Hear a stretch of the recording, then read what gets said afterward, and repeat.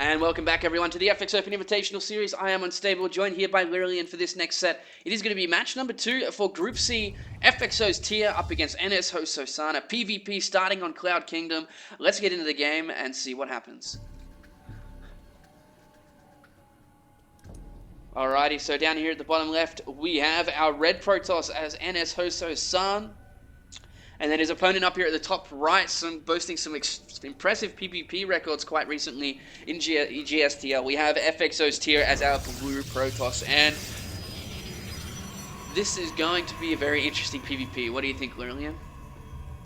You know, I've seen a lot of games out of tier recently, like you said in the GSTL, but out of NSHSan, I haven't really seen too many of his games.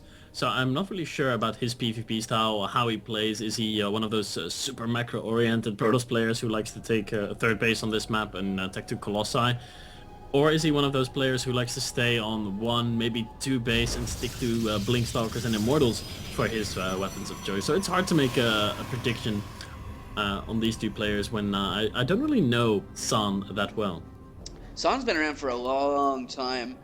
Now, of course, on the university team NSHO, so it's a very interesting team dynamic there for that particular pro gaming teams, and they've had some strong results recently. Like, they have their GSL champion in Jack G. They've had quite a few mainstays in the GSL as well. So it's going to be interesting which way it goes. A lot of the times on this map, we've been seeing two base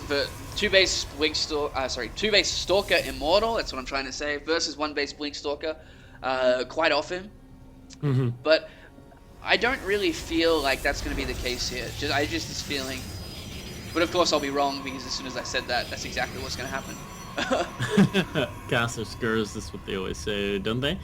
Anyway, this PvP so far, neither player is scouting. We just saw San send out one of his probes to scout and make sure that no kind of proxy gateways were planted in his base or in his natural, and now he's going to go back home, so no scouting out of San. He's going to have a slightly better economy. I was discussing that earlier with some other Protoss players, some professional Protoss players, and they were like, yeah, it does give you an economic edge, and you do notice the edge. It's like, it's a noticeable advantage that you get, but on the other hand, it doesn't really outweigh not scouting. But it looks like both players, both of them, not really a big fan of early scouts. Tear is now going to be scouting, sees the second gateway, sees the Stalker is going to be in production, sees the second gas, and he knows exactly what's happening. And San, he's going to be playing in the dark for a long time. He's not going to be able to scout anything, because by the time a probe gets there, or a probe would get there, the Stalker is going to be out on top of the ramp.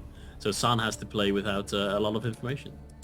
Absolutely, it's going to be interesting to see how he goes about that. We do see double gas already here for both players, and Tear going pretty much exactly the same thing at the moment. Second gateway, San's getting his second Stalker a little bit quicker than Tear though. But other than that, nothing really that strange. Look at this, Tear's probe is hiding over here on the left-hand side of the map though. Usually you'll see that when one player wants to be a little bit aggressive. And both of them taking their watchtower with their Stalkers here though. Oh, no, they're not going to stay there though. Look at that, Tear's actually checking the exact spot that he hit his probe on his side of the base. Yeah, that's pretty cool. Now San is going to get watchtower control. He saw the Stalker move away, so he knows there's no Stalker on his side of the map. That's a really good thing to know. He sees the Stalker again. These Stalkers are going to be duking it out right now. Looks like Tear has the upper hand here, got the first shot off, or at least made San retreat and have a bit of an advantage. The 2 Stalkers for San, the other 2 Stalkers for San are in the middle of the map as well. Oh, this is going to be so cool, man. 3 Stalkers versus 3 Stalkers if they end up engaging each other. And an expansion, Batman, what the hell, that's early. San dropping a 2-gate expansion here on Cloud Kingdom. San has actually seen the pylon over here on the left. That Stalker's going to get caught before... Oh no, Tear is actually going to go straight into the main here. It looks like he's confident that his Warpins will be able to be okay. Comes in, sees that expansion. There's 2 sentries on the ramp though. Is San paying attention? No, he's not! This Stalker's just walked straight into the main! What? Oh lord, that is... He doesn't even... Yeah, that force field, what is that force field going to do? Not much. And really, that's just a game-ending mistake, I feel. There's 5 Stalkers versus 3 right now. More Stalkers being warped in, though. It might not be a game-ending mistake, because some good focus firing there by San gets one of the Stalkers off Tear, and Tear only has 2 gateways to reinforce, so this is definitely not going to be ending the game. But losing 2 sentries like that, that's so much gas. And Tyr, of course, getting the perfect scout here. He knows exactly what's going on. He knows the robotics timing. He knows the Nexus timing. And he's going to go back home and rely on his expansion and hope that he did enough damage by killing 2 sentries. And I really think that he did. That's 200 gas that his opponent is now missing. Yeah, and he's also got his robotics facility up a little bit quicker. And it really comes down to that force field that was thrown down in desperation at the end just before that sentry died. That actually saved San there, because the 2 stalkers were stuck at the bottom of the ramp. They were concave from both the high and low ground. If he'd actually been able to move those up that ramp, I think they would have been game-ending pretty much right there. However, both players are going to have their expansions up very shortly. Looking at the work accounts, 29 to 30. Nothing really game-changing just yet. However, Tyr is going to have his Colossi a little bit quicker. Yeah, maybe that's what he's going to... that gas advantage that he got by killing 2 sentries, and as a result forcing another 2 sentries to be made. It looks like San really wants to have those sentries, have those 2 sentries. So 400 gas invested in sentries, and sentries, of course, they are amazing in the mid and early game, but in the late game in PvP, those sentries are not really the most useful unit to have. They can, of course, throw up a Guardian Shield, and 2 Guardian Shields is pretty much what you need to cover your entire army. So it's okay to have a few sentries. But Tyr is definitely going to have an earlier Colossi tech here. We don't see the first Colossus coming out yet. He chose to produce another Immortal just to be safe. And he's going to go into Colossus in a second, while San is producing a Warp Prism. Oh, that's cool. Yeah, but he's actually going to get caught off guard here. At least one of his Stalkers is going to die. He's coming in from behind, though, but I'm not sure I really like the engagement here for Tyr. He needs to back off. Oh, he's actually going to catch another Stalker. That's actually quite nice here. Maybe it will work out okay for him. The Zealot's having to run around the force field, so the Immortal coming in, the Stalker's coming in from behind and trying to deal with that Immortal. And does snipe the Observer here as well for Tyr. The Immortal is like running out to the left. He's going to die now. There's nothing he can do about it. Looking at the resources lost tab, that went in favor of... Well, it's going to go in favor of San once he kills this Immortal. Yeah, but it was relatively close. So one more Zealot's going to get killed and the Immortal will die off.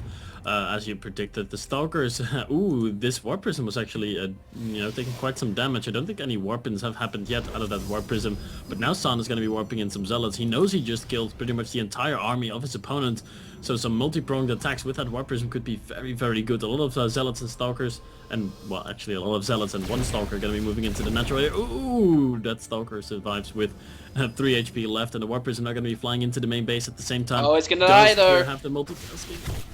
Looks like he does, because he just killed that Warp Prism, and now he's got 1 Colossus out here as well. He should be able to defend this quite easily. It looks like San realizes that and he is going to back off. Zealots versus Colossi, not the smartest move to go in there.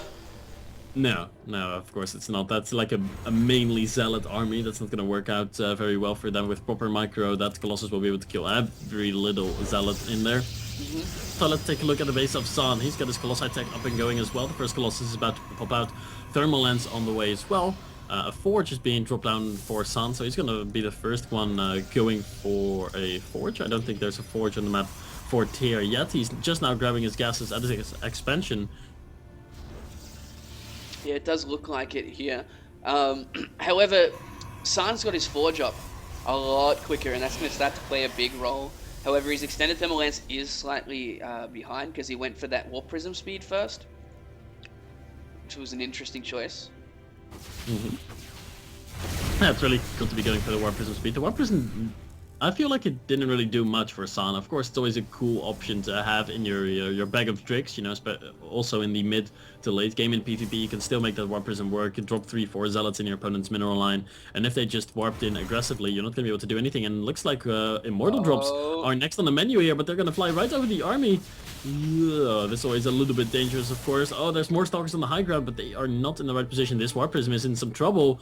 If this Warp Prism dies with 2 Immortals in it, that could be, close to a game-ending mistake there. But the Immortals are going to get into the main base. The Stalkers are going to focus on the Warp Prism. That's going to mean these Immortals are stuck in the main base.